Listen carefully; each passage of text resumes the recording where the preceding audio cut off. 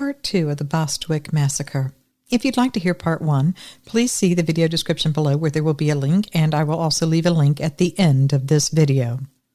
Continuing on. Chapter 23. There was no great plan. Fighting the 3 would be a definite losing task. There were 3 of them versus 3 of us, but they were bigger, faster, and stronger. We had several guns, but I was the only one experienced in shooting them, and I had an injured shoulder. We had nowhere to run.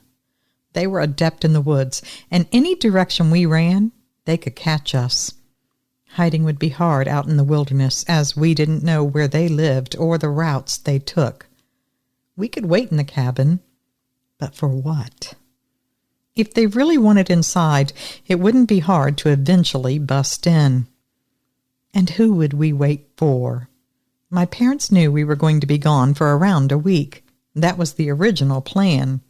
So they wouldn't come looking for us or send help for several more days. And even if we were able to wait it out in the cabin, I surely didn't want to bring my family or other friends into this nightmare, where they would surely be killed. If we had a working radio, I could warn the search party as to what was happening and tell them to come heavily armed. But our only working radio was on the boat. Matt's attempt to fix the smaller handheld radios had been a bust, and the shortwave wasn't working. No option was a good one. Katrina asked if we could set up some kind of trap. Along with being a beauty, she was also a very smart girl. We toyed with the possibility of one of them acting as bait. One girl would quickly go to Raz's shed, which was about 100 feet away from the cabin. The other girl would then go into the yard and hang out between the house and the shed while making a bunch of noise. When the Bigfoot appeared, our girl would run to whichever building she was closer to, while we, that is me and the other girl, would then open fire on the beast from both sides. This would have been a pretty legit plan if we had been dealing with one of the big hairy creatures, but not with 3 of them. 2 of us opening fire from different angles probably could take down a Bigfoot, and at worst, riddle him with several bullets and put the hurt on him. But again, we had no chance if all 3 of them showed up. So we are pretty much screwed, right? I could only sigh and agree. Somehow, we had to get to the boat. That seemed like our only hope. Our conversation only took a couple minutes. We needed to form a plan before the Bigfoot attacked us in the cabin, if that was the option they chose. Then we heard a soft click. All 3 of us quickly looked at the front door. The inside door handle slowly turned to the right and then to the left. The handle slowly went back and forth from left to right a couple of times. The door did not open. Then the handle shook a couple of times. The door didn't open. Both Katrina and I pointed our guns at the door. I motioned Stephanie to look out the window. The middle-sized Bigfoot, the mom, was standing on the porch and was the door handle culprit. Stephanie said the other 2 were standing about 20 feet off the porch, just watching. At that point, for whatever reason, maybe the fear and adrenaline had been too much, but Stephanie decided to take matters into her own hands. Before I could tell her to stop, she slid the window open, reached out of it with her pistol that she was holding, and started pulling the trigger. I don't know if she hit one or not. But within a couple of seconds after she opened fire, the horror movie continued. One of the creatures, not sure which one, ran to the window and grabbed Stephanie's exposed arm. As we watched in horror, this thing ripped the 5'5" and 110-pound girl through the small window. The window was just big enough for the body to smash through it, her clothes and probably flesh ripping on the shattered exposed glass. By the time I picked up my rifle and ran to the front door and opened it, they had dragged Stephanie about 20 yards away from the porch. I fired a couple of rounds and had to have hit one with at least a glancing shot. Stephanie was putting up a fight, but the 3 creatures were attacking and ripping her apart. Within the last 30 minutes, I'd watched 2 of my friends be physically torn apart by these monsters. You can't imagine the horror and the depths of despair that I felt at that minute. Watching another good friend get ripped to shreds and killed, hearing her screams. This was all happening in a span of a couple seconds. Things would have been much easier if I'd hit and killed one of them before they'd all jumped on top of Steph. I didn't know how smart of a decision this was, but I knew we had to do something. At this point, these creatures were just going to keep picking us off one by one. 3 of my friends were dead, and it was just Katrina and I left. Let's even the odds, I thought. I ran back into the cabin and quietly shut the door. I went to the window and used the window sill as an armrest. It was hard to tell which Bigfoot was which, so I sighted in on the one that was moving the least. I took a deep breath, slowly let it out, and then squeezed the trigger. Boom. My aim was dead on. Blood and fur splattered. The shot struck one of the Bigfoot in the upper back area, just a couple inches below its neck. The force of the bullet knocked the Bigfoot forward a couple of feet, where it landed, face first, on the ground. I screamed, "Got you!" It was the big one. For a moment, luck was on my side. I'd taken out the biggest threat. It was a pretty perfect shot, if I don't say so myself. 6 inches to the left or right, and the bullet would have been closer to the shoulder, and no doubt wouldn't have brought the monster down to the ground. But my aim was perfect, and the daddy Bigfoot was terminated. Lights out. The other 2 Bigfoot stopped beating on Stephanie and looked at their alpha male, who was now lying on the ground. Katrina screamed, "Keep shooting! Why are you stopping? Keep shooting!" The 2 grabbed their fallen leader by either arm and started dragging him off into the woods. I unloaded my chamber, quickly firing off several more shots. I'm not sure how many, if any, landed. It only took a few seconds before they were hidden away in the forest and were out of sight and shooting range. These things were much quicker and faster than a human, but I'm betting I at least clipped one of them. I reloaded my rifle, opened the door, and ran out to see if Stephanie was still alive. I was going to drag her back into the cabin. But as soon as I got close, it was obvious she was gone. I won't get too gruesome with the details, but let's just say it was a massacre. I quickly ran back inside the cabin. We got one, not just one, but the dad, the alpha, the 9-foot beast. Maybe we did have a chance. I knew that this might be our only opportunity to make it back to the boat. We needed to take advantage of the Bigfoot being in the woods, tending to their injured, or hopefully dead, family member. I loaded the wood stove to get the biggest possible fire going. We lit all the lanterns and turned on the radio loud enough that it could be heard outside. I strapped a blanket over the broken-out window. I wanted the Bigfoot to think we were holed up in the cabin. If they didn't come back for 15 to 30 minutes, and then spent an hour waiting outside before deciding to attack, that extra head start might just give us time to make it to the boat. Chapter 24. We finished our setup in the cabin in just a couple minutes, made sure all our guns were loaded, put our heavy jackets on, slipped into our snowshoes, and we quietly stepped out onto the deck. The Bigfoot weren't anywhere to be seen. Luck might be on our side. As quiet and smoothly as possible, we walked down the porch steps, past Stephanie's body, and through the yard area. Again, nothing jumped out and started chasing us. 10 seconds later, we were out of the yard and on the main trail. It was still cold out, and the snow continued to fall fairly heavily. Our sight was limited to maybe 30 to 40 yards. That was it. We were on the trail with a head start and were headed towards the boat. So far, so good. Our pace was agonizing. We needed to get to the boat as quickly as humanly possible, or we would be torn to shreds by two huge monsters. But because of the wind, the snow, the snowy path, and wearing snowshoes, we could only manage to walk at a brisk rate. Also, we had to factor in that we were in for a pretty brutal 5-hour trek. Going full speed at the start, and within 30 minutes, we'd both be gassed. Walking at 2 miles per hour, when you know the deadly beast that could go 25 to 30 miles an hour might show up at any time with the intent to kill you, the frustration was more powerful than the fear at that point. I encouraged Katrina. She smiled and said that nobody back home was going to believe her. I laughed and told her that we were going to be famous.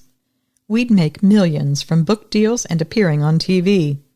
I chuckled and said that we just needed to get to the boat and everything would be fine. Katrina was silent for a bit and then asked, "Can these things swim?" I told her probably not. The water would be way too cold for them to swim. I didn't tell her that I'd be nervous that they might have destroyed the boat, though. I keep that fear to myself. We were 2 hours into the escape when disaster struck. No joke. We had to be the most unlucky group of people in the world. Katrina put her hand on my shoulder to stop me from walking and said, "What's that? Is that a dog?" About 50 yards ahead of us, the distance we could see because of the snowfall, was a small animal that was walking towards us. But it wasn't a dog, and it wasn't a Bigfoot. It was a bear cub. Those non-Alaskans or people not familiar with bears might not know what this meant. A black bear cub would come up and sniff you just out of curiosity. If its mom showed up, she might bluff and attack. There was a chance she would attack, but odds were that she and the baby would just run off into the woods. A young grizzly or brown bear might also come and check you out of curiosity, but would be way more aggressive. And because of their size, even a 1-year-old brown bear could be deadly. But once the mother grizzly came into the picture and saw you close to her baby, then you were toast. Story over. She would attack with a fury, and you would not make it out alive. One of the worst spots to be in the woods was between a mama brown bear and her babies. "That's a bear," I told her. I hoped it was a black bear. I didn't want to shoot at the bear or fire a warning shot. That would almost always scare off a black bear, but it would also signal to the Bigfoot where we were located. Please be a black bear. Please be a black bear. After about 5 to 6 seconds, the bear lifted its nose in our direction, sniffed, and caught smell inside of us. It stood up and again sniffed its nose.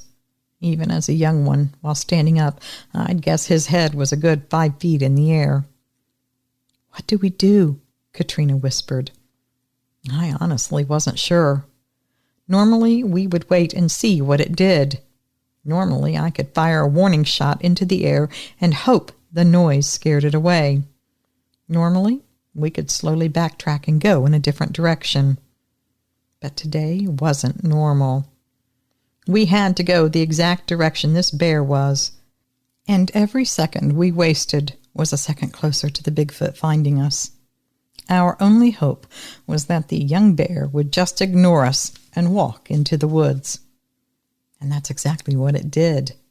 It walked a few steps towards us, then veered off the trail and into the trees. We waited about 30 seconds to give the bear time to make some distance and to see if the mom would be following. We had a 50-50 chance, right? The mom could have been ahead of the bear, and the baby was going to catch up with her. Or the mom could have been behind, and at any moment she'd be coming in front of us to find her child. After 30 seconds, we started walking again. I had Katrina take out her bear spray, which, believe it or not, was highly effective against bears, even against a brown bear or grizzly. A perfectly shot spray of bear spray almost always will deter a bear from attacking you. I told her if a bear charged, to just point and spray directly into its face. We got to the spot where the bear had been walking. Katrina remarked how big its footprints were. I agreed and tried not to show her my disappointment and new burst of fear. The bear's footprints were indeed big, but more importantly, there was only one set of prints.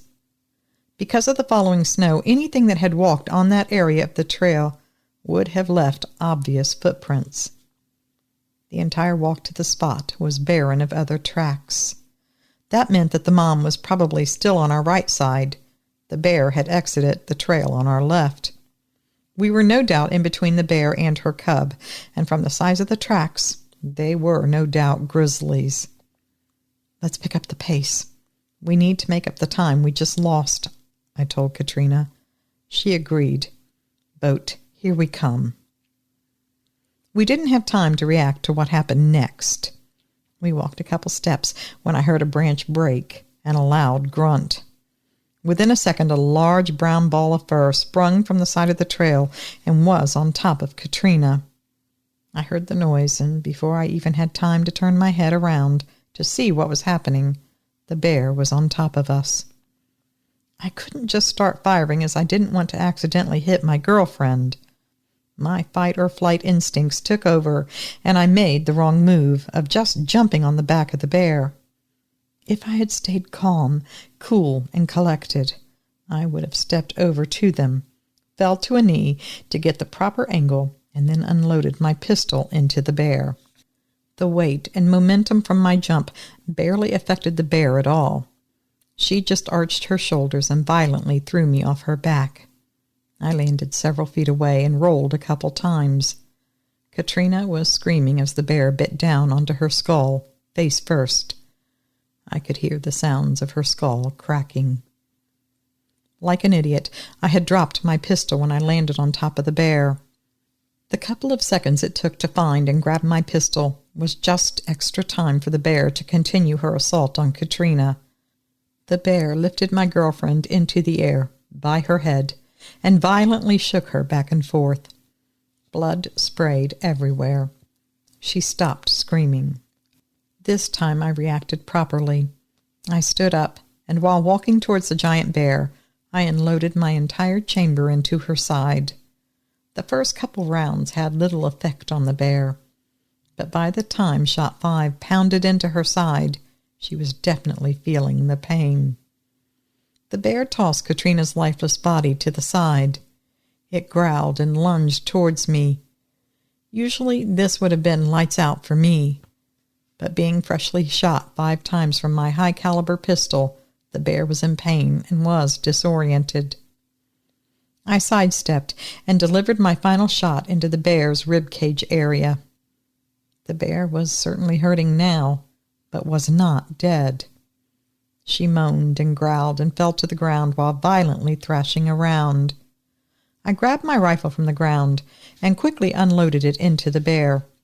This time, she was finished. Bears are amazingly hard to kill, but no bear is walking away from 12 point-blank shots. I quickly ran to where Katrina's body was. She was also dead, ripped to shreds, exposed bones and blood gushing. It was gruesome. "Freaking Bigfoot and grizzly bears!" I screamed. "Are you kidding me?" Chapter 25. I was obviously heartbroken after watching my girlfriend be mauled to death. And with the recent deaths of my 3 good friends, you'd think I would be beaten. Most people would have given up or mentally checked out. But I'm built different than most. I psyched myself up. I'd already killed 1 Bigfoot, probably the only person in history to do so. I'd also killed a huge grizzly bear in an up-close battle. Again, I was fairly confident I was the only man alive in the world who'd killed a Bigfoot and a grizzly bear, and on the same day, no less. At that moment, I told myself I was going to live and survive no matter what. Nothing was going to stop me from getting to the boat. This story needed to be told. My friends deserved that much. I was no doubt in shock and was running on pure adrenaline. I was on a mission. I reloaded my rifle and pistol, grabbed the bear spray, and started my journey back to the boat. Unfortunately, I didn't have time to bury my girlfriend. I went a little faster than we'd been going before. Obviously, the human screaming, bear roaring, and gunshots had alerted the Bigfoot to where we were. And I was guessing Mama Bigfoot might want revenge on her mate being killed. 1 foot at a time. 3 more hours to safety. 1 foot at a time. I went as fast as I could. My body was focused on getting to the boat. My shoulder was killing me, but I didn't have time to let that slow me down. My mind was racing.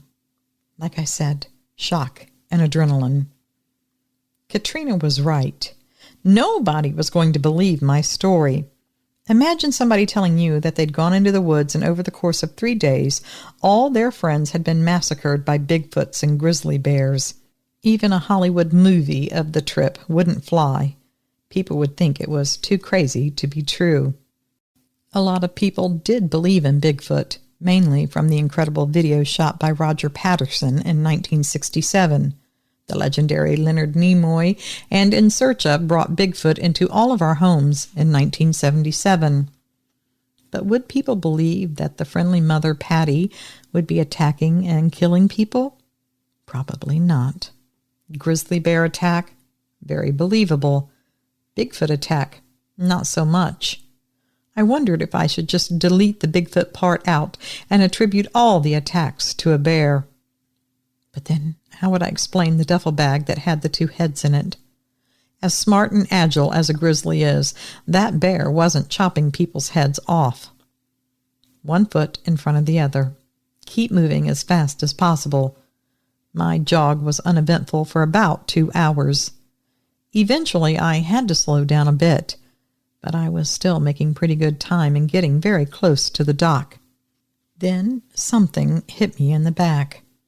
It felt like getting hit with a snowball, or like a small bird had crashed into me. What the heck? I whipped around, but couldn't see anything, except for a baseball-sized rock that was lying at my feet. I saw the second rock coming through the air. It took a second for my brain to register what was happening. Unfortunately, I didn't realize quick enough to simply duck and move out of the way. I briefly lost consciousness after the rock hit me in the head. I'm not sure how long, as I just remember seeing a rock in the air and then waking up lying on the ground. As I attempted to sit up, I noticed a red spot in the snow. I didn't have a mirror, but quickly put the pieces together and realized that the rock had hit me in the head, and now I was bleeding from a cut above my left eye. It hurt, but I think the freezing cold weather had numbed the pain a little.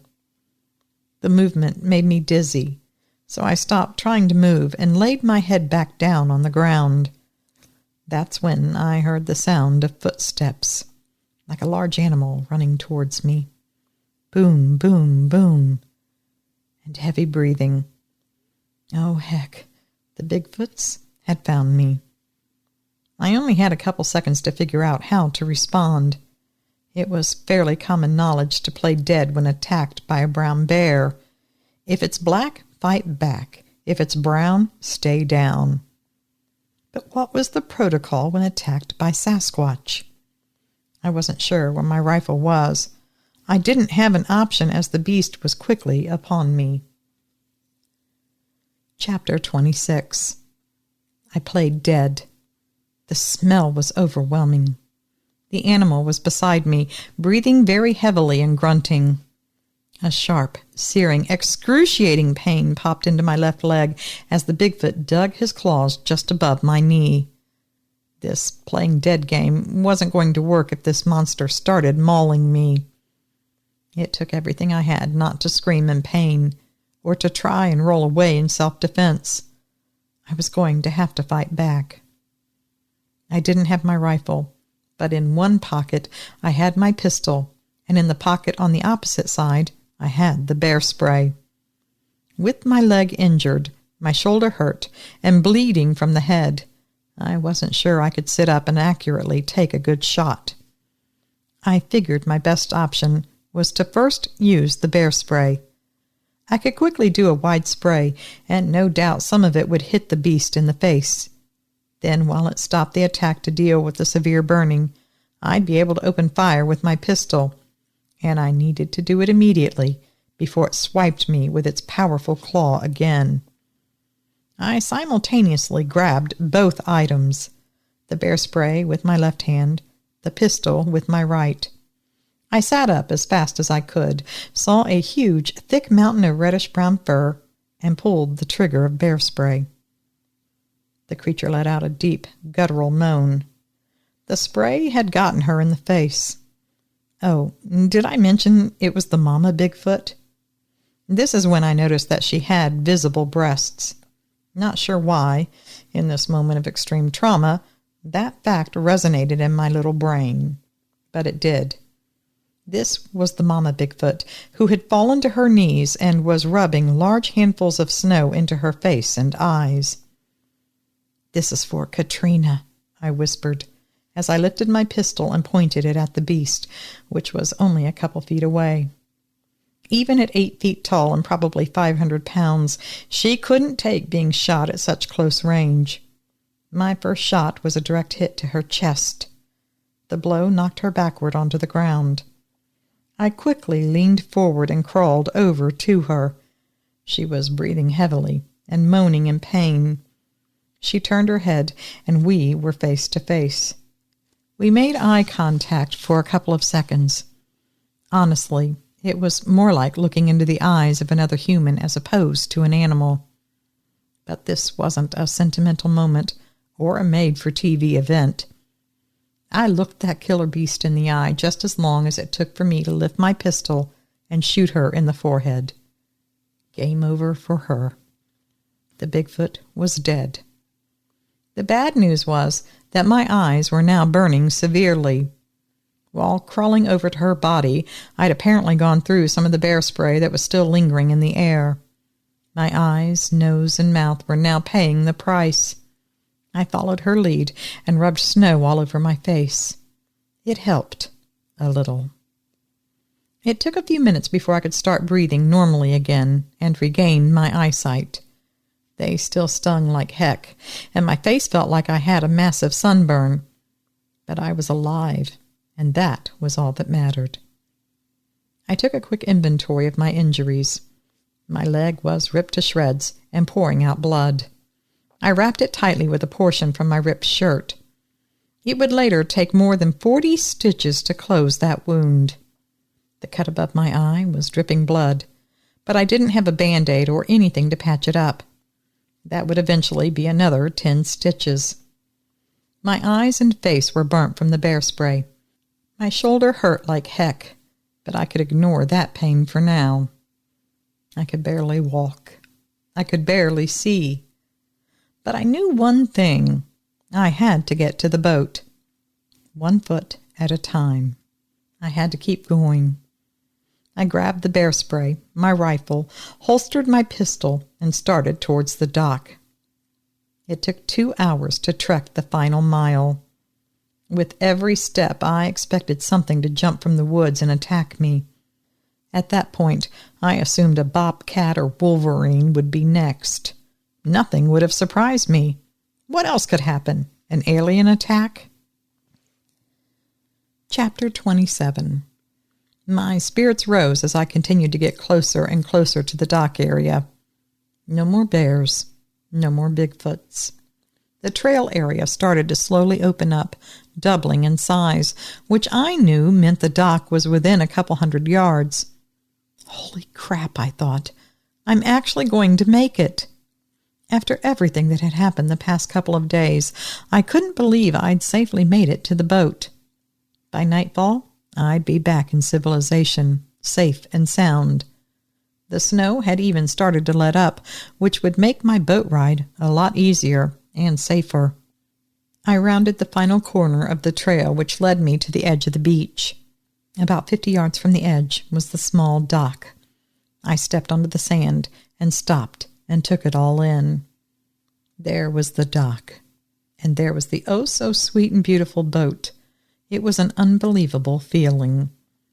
I had slugged about halfway to the dock when I heard the dreadful sound that I had come to know over the past couple of days, the signature grunt and moan. This seriously couldn't be happening, but it was. To my left and down the beach, the juvenile Bigfoot was running full speed towards me. He was about 50 yards away. I looked at the boat, then at him, and instantly realized that he would get to me before I could make it to the dock. I fell to one knee, lifted my rifle, and pulled the trigger a second before that monster tackled me like an NFL linebacker, destroying an opposing team's quarterback. My aim was solid, and my shot hit him, but just grazed his shoulder. Believe it or not, time slowed down to an actual crawl. It sounds cliché, but it was true. I could see every muscle on his body tense up as he charged. I could see the look of hate in his eyes. I could see a patch of fur and blood explode off his shoulder and arm. I could smell his horrible odor. I could see the yellow and ugly chipped teeth as he snarled and grunted. I dropped my rifle and threw my hands up to brace myself from his attack. I saw him jump and fly a good 5 to 6 feet through the air as he launched himself onto my body. Keep in mind, this was only about a 5-second time frame, but it honestly slowed down and felt like 30 seconds. It felt like getting hit by a car. The attack knocked the wind out of me. I saw stars and had to struggle to not lose consciousness. Losing consciousness would mean certain death. We rolled on the snow-packed ground several times. My only option was to fight, to the death. One of us would leave the beach, and one of us wouldn't. The odds weren't in my favor. The Bigfoot jumped up with an agility that would make a USA Olympic gymnast jealous. It was pretty incredible to see an animal of this size be so quick and nimble. I was still lying flat on my back, quickly trying to regain control of my faculties. The Bigfoot reached down and grabbed a large exposed rock the size of a basketball. Just as quickly, I pulled out my pistol. He lunged towards me, aiming the rock at my head. I was able to get a shot off. Unfortunately, without time to properly aim and with the beast moving, once again, I only grazed him. This shot took a small chunk out of his side. The blast was enough to make the Bigfoot flinch during his lunge, and his large rock missed my head by mere inches. 3 inches to the left, and that 20-pound rock would no doubt end my life. Before I had time to move and fire another shot, the Bigfoot pounced onto my arm. He grabbed my wrist with his left hand. His grip was indescribable. I could hear and feel bones and cartilage crack in my wrist. I instantly dropped the pistol as my wrist was broken. The Bigfoot, sinking his teeth into my forearm, was just an added pain bonus for me. That would end up taking 30 stitches to fix. I let out a blood-curdling scream. The pain was excruciating. Ever been bitten by a dog? Now imagine that dog was 7 feet long and weighed 500 pounds. I couldn't reach my rifle. My right arm was destroyed and being chewed on, so my pistol was not an option. I pulled my knife out of its sheath and jammed it as hard as possible into the side of his eye.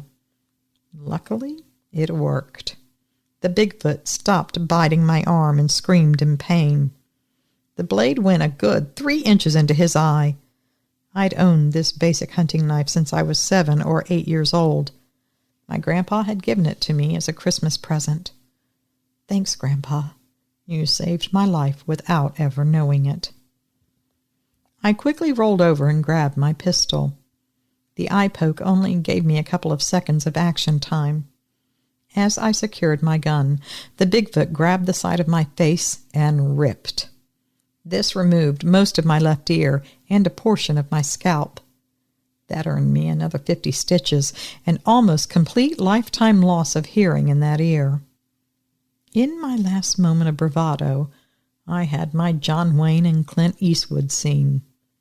I ignored the pain, whipped the gun around, and said, "Bye-bye, MFer," and fired a shot directly into his chest.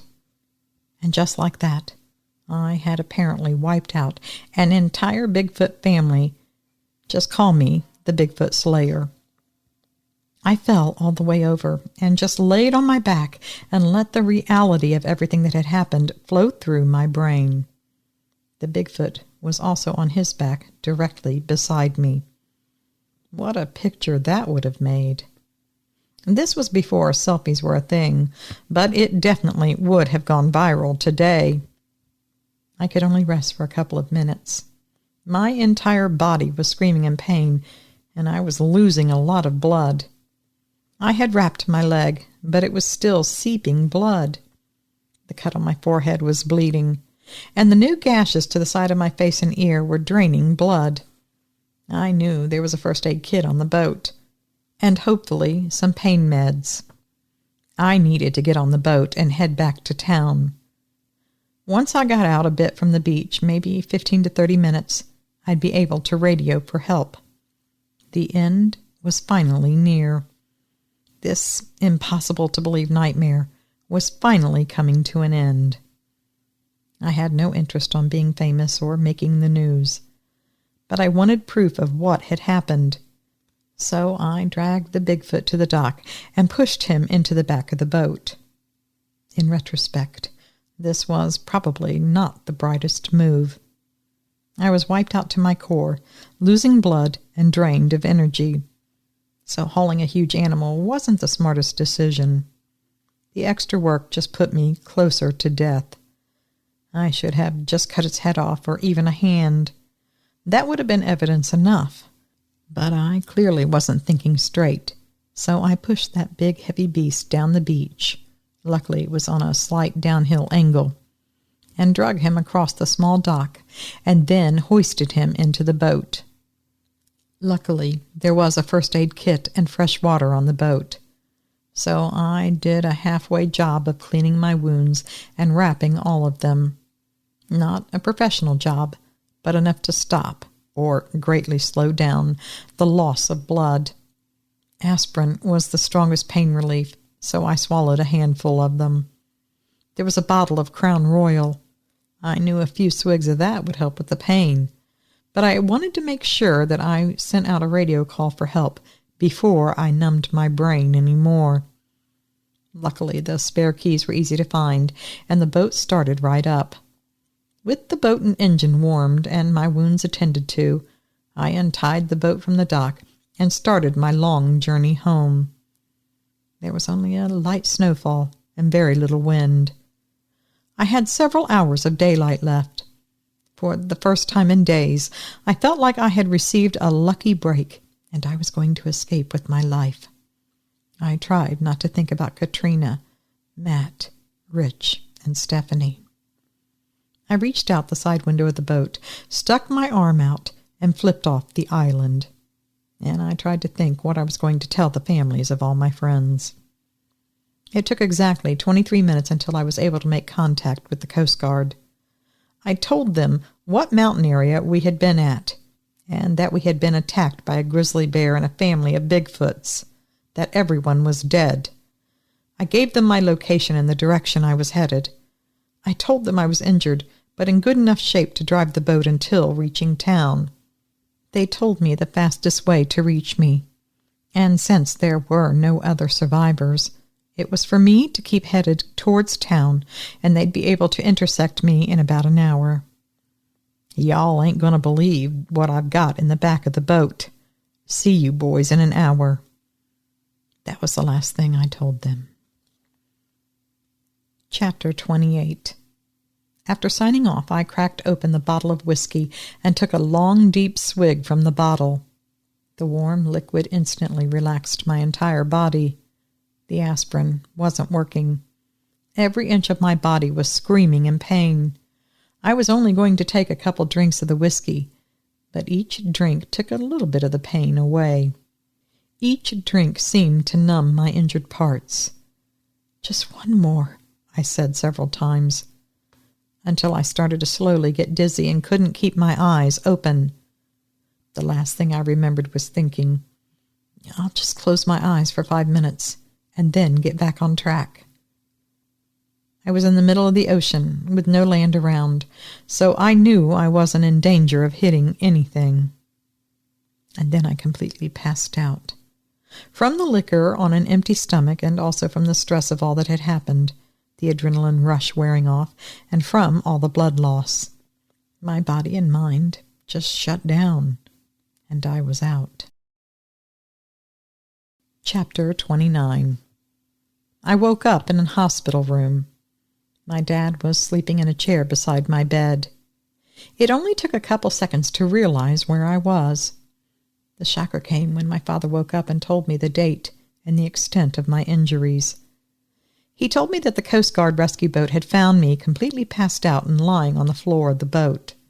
They rushed me into town and straight to the hospital, where I had spent 12 hours in surgery.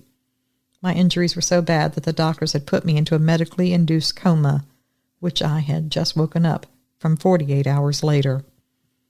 During those 2 days, I underwent numerous surgeries. The most extensive were to the side of my face and trying to fix my ear and save my hearing. I lost most of it. Reconstructing my wrist and hand, which my dad said the doctor said I'd almost lost. The doctor later told me that I had lucked out and that a reconstructive surgeon had just happened to be in town on a fishing charter. He'd rushed to the hospital and spent almost 8 hours fixing my wrist and hand, or I would have lost them. The bandage and cast were huge, though. The cut on my leg had been deep enough to shred ligaments and tendons. That was another surgery. My eyes and face were red and burnt, but that was a minor issue. By the time I woke up from my coma, the redness just added contrast to my swollen, black and blue face. My eyes were black, and all told, to my wrist, leg, back, forehead, and face, I had received 136 stitches. Being put into a coma saved me from a ton of suffering and pain. I spent 7 days in the ICU, mainly because some of the cuts had become infected. My physical therapy lasted a solid year. After a couple months, and I was walking like normal and had full use of my leg. But my wrist and hand took a full year of therapy just to regain maybe 75% usage. The first couple of days after waking up from the coma, I was still heavily sedated and mainly slept the entire time. I'd wake up just to eat a little and take more meds. It wasn't until day 6 of my return that I finally started to mentally get back to normal. It was a pretty sudden turn. I woke up, and instead of just wanting some water and a couple bites of food, I asked for a full breakfast. And instead of just getting my pain meds and going back to sleep, I stayed awake for a couple hours and talked with both my parents, who were basically living at the hospital. I did fall asleep for a couple of hours after that. But by dinner time, I was quickly starting to feel human again. Tons of pain for sure, but glad to be alive. The following morning, the nurse brought me the local newspaper that had been covering my plight. It was quite a shock to read. I wasn't sure how to process it all. Being in the coma and in ICU, I had been shielded from the town and the media coverage and gossip. My story was front-page news every day that I'd been in the hospital. It was reported as a grizzly bear attack. A bear massacre that wiped out 4 people and almost a 5th. Troopers had gone to the island the day after my rescue and found a lot of blood, a few random bits and pieces of bodies, and a dead grizzly. The evidence was there to support a bear attack. All the pieces fit together. But you know what wasn't mentioned? The dead Bigfoot that I'd hauled into our boat. Not a single word from the Coast Guard or troopers about it. Nothing about the 2 heads that were in my duffel bag, and nothing about the 2 dead Bigfoot bodies either. Troopers came and interviewed me a couple times while I recuperated. They didn't mention anything about the Coast Guard finding a body on my boat, or the heads. So I simply repeated what had happened, step by step, and just replace the Bigfoot with a bear. That's the story they wanted. So that's the story I gave to them.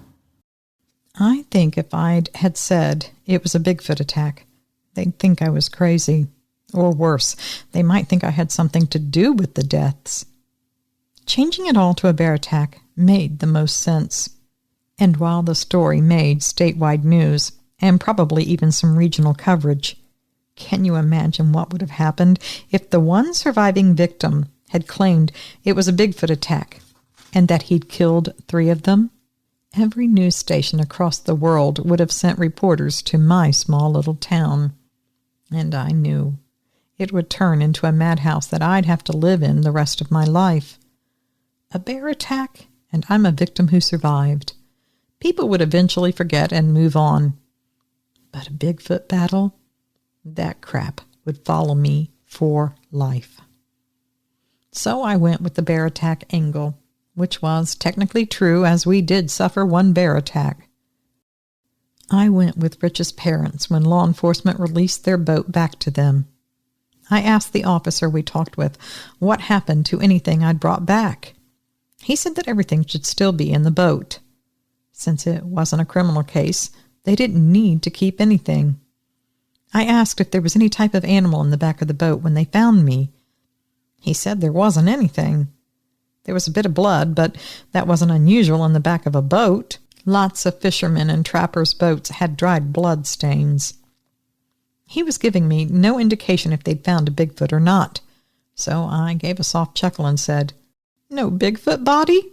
I could have sworn I saw a small Bigfoot in the boat, but I wasn't sure if I was dreaming after passing out or if that was real.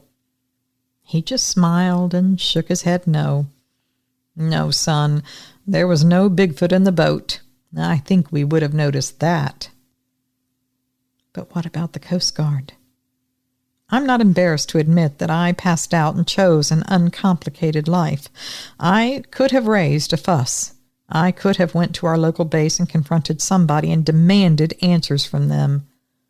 But then it hit me. If they were able and willing to make a Bigfoot body and Bigfoot attack completely disappear without a trace, then they would have no problem in eliminating me as a witness.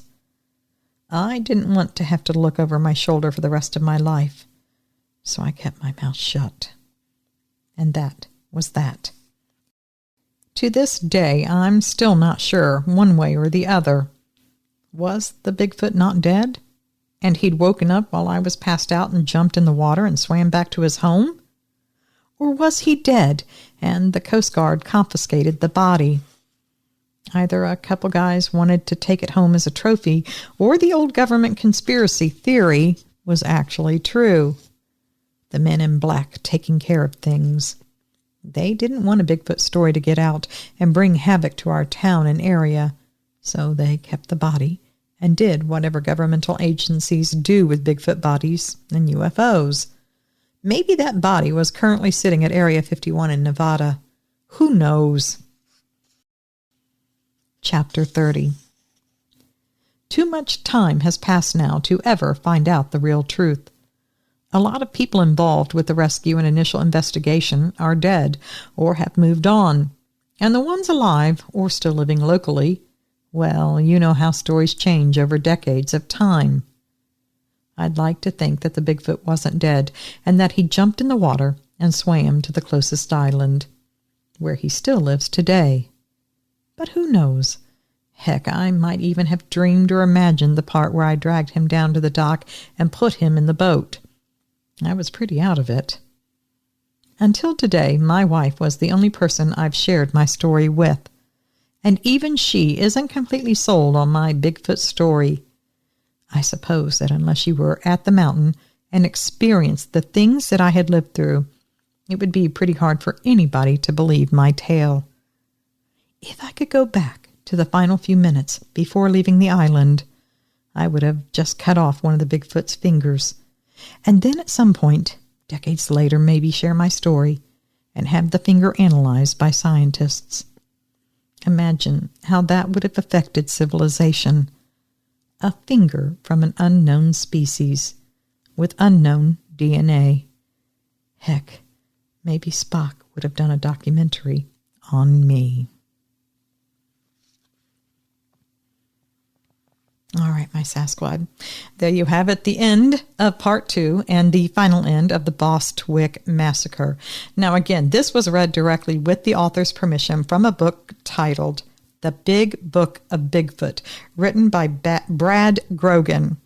So if you're interested in this, I will put a link also to this book where you can get it on Amazon. You can look at it. This is what it looks like up there on Amazon. But I will put that link in the video description below. Again, a million thanks to Brad for allowing us to read this. This is not the whole book. There's a lot of other things in this book. If you're slightly interested, there's interviews by a lot of people you would recognize their names. They're big names in the industry, a lot of them. Some of them have some really interesting thoughts. There are additional Bigfoot encounters. I did read a few last week. I'll put a link to that also in the description below. And if you want to re-listen to part 1 and then part 2 right after it, I will put part 1's link in the video description below. So yeah, a lot of links in the video description below. So I do hope you've enjoyed it all. A million thanks to everyone. And until we meet up again, you know what I'm going to say. Absence of proof is not proof of absence. Thanks for listening.